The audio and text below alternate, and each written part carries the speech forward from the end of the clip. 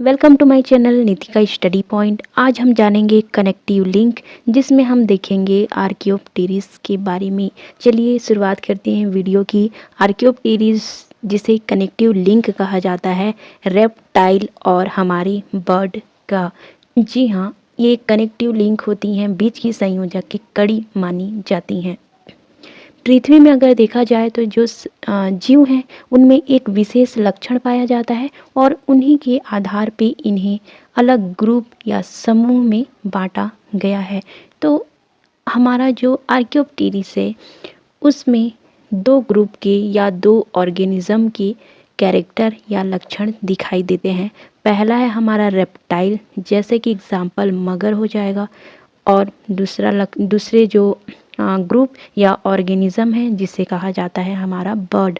Bird का यहाँ पे अगर एग्जांपल देखें तो आपको पता ही होंगे, बहुत सारे कोयल, मैना, बाज, ये सभी बर्ड हो जाते हैं। तो इस प्रकार से आर्कियोप्टेरिस में रेप्टाइल और बर्ड दोनों के लक्षण पाए जाते हैं और इसीलिए इन्हें बीच की जो संयोजक कड़ी मानी गई है या फिर कनेक्टिव लिंक मानी गई है। यहाँ पे अगर देखें तो ये जीव अब पृथ्वी में नहीं पाए जाते, केवल इनके अवशेष या फॉसिल पाए जाते हैं और उसी को देखकर ये अज्यूम किया जाता है कि इनमें कैसे कैसे कैरेक्टर थे और किस प्रकार से ये जो हैं वो दो ऑर्गेनिज्म के कैरेक्टर प्रदर्शित करते हैं।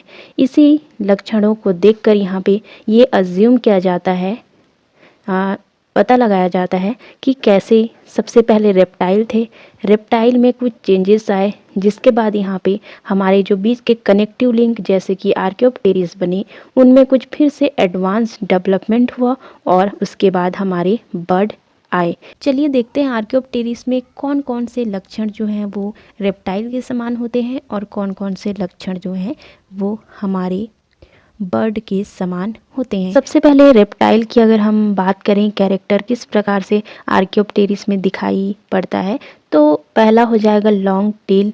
इनके जो पूंछ हैं वो लंबे होते हैं, जो कि किसी भी रेप्टाइल के होते हैं। मगर को आप देखेंगे तो उसका जो पूंछ है वो लंबा होगा और उसी के समान हमारे जो आर्कियोप्टेरिस थे उनके पूंछ लंबे थे। इनमें क्लॉ भी पाए जाते हैं, मतलब कि नाखून पाए जाते हैं, नुकीले नाखून पाए जाएंगे, जैसे कि हमारे मगर में पाए जाते हैं। साथ ही इनके पूरे बॉडी में स्केल्स भी प्रेजेंट होते हैं। आप देखेंगे रेप्टाइल को तो उनके बॉडी में आउटर जो सरफेस है उसमें स्केल्स पाए जाते हैं और उसी प्रकार से हमारा जो आर्कियोप्टेरिस है उसमें भी स्केल पाए जाते हैं। नेक्स्ट यहाँ पे अगर देखते हैं रेप्टाइल के समान लक्षण, तो इनके जो बोन्स होते हैं वो सॉलिड होते हैं। बोन्स सॉलिड मीन्स होंगे मजबूत बोन्स, जो कि इंसानों में भी पाया जाता है और हमारे जो रेप्टाइल हैं उनमें भी सॉलिड बोन पाए जाते हैं। बट यहाँ पे बर्ड के जो बोन होते हैं वो अंदर से खोखले होते हैं ताकि वो आसानी से उड़ पाएँ। बट यहाँ पे जो हमारे आर्कियोप्टेरिस थे उनमें सॉलिड बोन पाया जाता है, जो कि रेप्टाइल की एक खास विशेषता है। नेक्स्ट यहाँ पे अगर देखेंगे तो इनमें एब्डोमिनल रिब भी पाया जाता है, मतलब कि इनके पेट के एरिया में रिब्स प्रेजेंट होते हैं, जो कि क्रोकोडाइल के समान दिखाई पड़ते हैं, हमारे रेप्टाइल के समान दिखाई पड़ते हैं। नेक्स्ट अगर यहाँ पे देखते हैं तो आर्कियोप्टेरिस में रेप्टाइल्स के समान ही सिंगल हेडेड रिब्स पाए जाते हैं। जो चेस्ट एरिया है उसमें एक स्ट्रक्चर होता है जो कि रिब्स होता है, पसली होते हैं, वो भी हमारे आर्कियोप्टेरिस में पाए जाते हैं, जो कि रेप्टाइल की एक खास विशेषता है। इसके अलावा इनके एब्डोमिनल रिब भी इनमें पाए जाते थे, जैसे कि हमारे रेप्टाइल में पाए जाते हैं। पेट के एरिया में रिब्स प्रेजेंट होते थे। नेक्स्ट अगर यहाँ पे देखेंगे तो इनमें चोंच पाया जाता था, बट चोंच के साथ इनमें पाया जाता था दांत।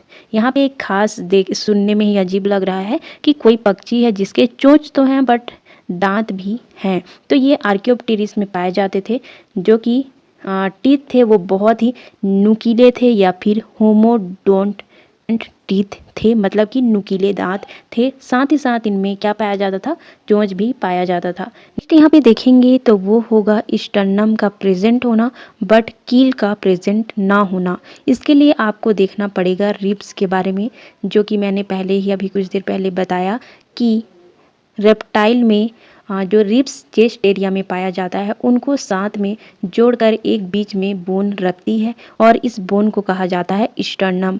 और इस स्टर्नम की लास्ट छोर में एक कील निकली हुई रहती है, जो कि पक्षियों की खास विशेषता है। पक्षियों में कील प्रेजेंस होता है उनके स्टर्नम में, बट रेप्टाइल में ये कील नहीं पाए जाते और इन्हीं के हिसाब से आर्कियोप्टेरिस में भी स्टर्नम तो प्रेजेंट था बट कील नहीं पाए जाते थे। नेक्स्ट है यहाँ पे फैदर या फिर पंख का पाया जाना, साथ ही साथ यहाँ पे उनमें क्लॉ भी पाया जाना। अगर आप किसी रेप्टाइल को देखते हैं तो उनमें पंख नहीं पाए जाते बट क्लॉ पाए जाते हैं या फिर उनमें नाखून नुकीले पाए जाते हैं। बट आर्कियोप्टेरिस का जो हैंड लिम्ब या फोर लिम्ब था वो हमारे पक्षियों के समान फैदर में तो चेंज हो गया था बट उनमें क्लॉ भी पाए जाते थे, जो कि रेप्टाइल के समान लक्षण दिखाते हैं, क्योंकि क्लॉ जो है वो रेप्टाइल की खास विशेषता है। तो इस प्रकार से रेप्टाइल के समान लक्षण हो गए। चलिए देखते हैं कौन कौन से कैरेक्टर जो हैं अब पक्षियों के समान इनमें दिखाई देते थे। पहला अगर हम देखते हैं कैरेक्टर आर्कियोप्टेरिस में किस प्रकार के थे जो कि बर्ड से मिलते जुलते थे।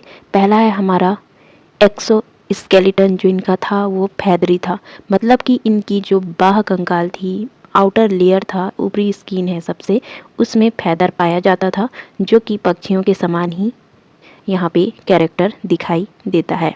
पक्षियों में भी अगर आप देखेंगे तो पूरा आउटर लेयर जो है वो फैदर या पंख से ढके हुए होते हैं। इसी प्रकार से आर्कियोप्टेरिस में भी फैदर ऊपरी लेयर के रूप में पाए जाते थे। नेक्स्ट अगर देखते हैं तो इनके जो फोर लिम्ब हैं या फिर कहें जो हाथ के लिम्ब हैं या पसलियां हैं वो विंग या फिर हमारे जो पंख होते हैं उसमें मॉडिफाई हो गए थे। हम सभी जानते हैं कि पक्षियों के जो फोर लिम्ब होते हैं वो मॉडिफाई होकर पंख के रूप में या विंग्स के रूप में दिखाई पड़ते हैं। आर्कियोप्टेरिस में उसी प्रकार से विंग्स पाए जाते थे, जो कि हमारे पक्षियों में भी पाए जाते हैं। नेक्स्ट अगर यहाँ पे देखते हैं तो इनके जो जॉ है जिसमें दांत पाया जाता था रेप्टाइल के समान, वो यहाँ पे मॉडिफाई होकर बीक भी बनाता है। मतलब कि आर्कियोप्टेरिस में चोंच पाए जाएंगे पक्षियों के समान और जॉ के साथ दांत भी पाए जाते थे। ये हमारा तीसरा कैरेक्टर है जो कि बर्ड के समान दिखाई देता है, जिसमें है बिग का पाया जाना आर्कियोप्टेरिस में। नेक्स्ट यहाँ पे अगर आप देखते हैं कौन सा हो जाएगा हमारा, तो वो होगा इनका जो क्रेनियम है वो बड़ा पाया जाता था बर्ड के समान। अगर आप देखेंगे तो पक्षियों का जो क्रेनियम या फिर कहें जो स्कल है, खोपड़ी है, उसका ऊपरी भाग जो है वो राउंड होता है और बड़ा होता है। उसी प्रकार से हमारे जो यहाँ पे आर्कियोप्टेरिस थे उनके क्रेनियम भी बड़े थे और राउंडेड थे। यहाँ पे सिंगल कॉन्डिल का पाया जाना। कॉन्डिल क्या है, अगर हेड की स्ट्रक्चर देखें तो राउंड होते होते वो नीचे की ओर एक अलग से स्ट्रक्चर बनाता है, नुकीला स्ट्रक्चर, जिसे कॉन्डिल कहा जाता है।